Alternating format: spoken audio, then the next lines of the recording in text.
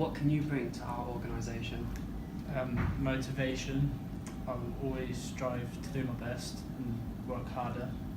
And if anyone else in my group is feeling down, encourage them. What do you mean by feeling down? Like, feel like they're not working to their full potential. Like lack of motivation? Yeah. Okay. Can you describe your experience in coaching and sport? I encourage a lot. Always push people to their limits. Yeah. What about experience in coaching? Could you rephrase it? What experience have you had in coaching sport? Like, have you had any qualifications, any courses, anything at college, high school? Yes, I'm studying level 3 sports course. Okay. What sports did you coach? Football. Very nice. What qualities do you think you need to be effective for a swimming instructor? Positiveness. Always show that I'm happy. Don't show my negative side. Yeah. Okay. What skills can you transfer from a player to a coach? Could you rephrase that, please? So, for a scenario, if you are a player wanting to become a coach, what skills can you transfer from being that player into coaching? So, of course, encouragement. So, always pushing people to do their best. Positiveness. Yeah. Okay. How would you deal with somebody in your lessons who isn't committed to learning?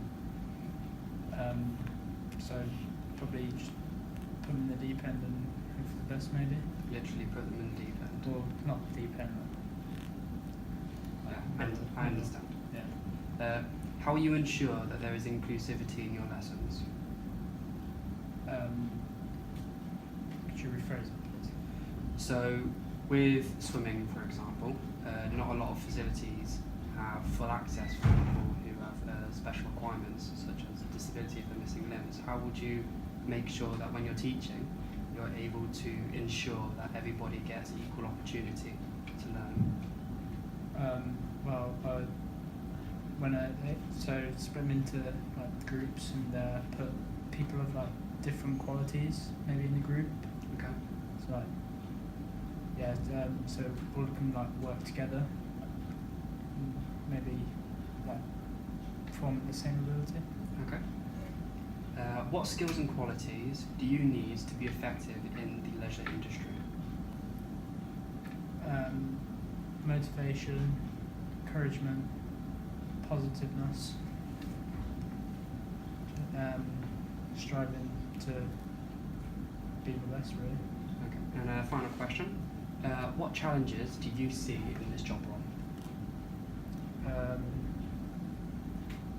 Probably working in big groups. Like having big classes? Yeah. Possibly if they're like not really motivated enough. If it's a big group, gonna need like a lot of work and effort being put in. Okay. When I'm working with groups, how roughly would each group be? As in what size? Yeah.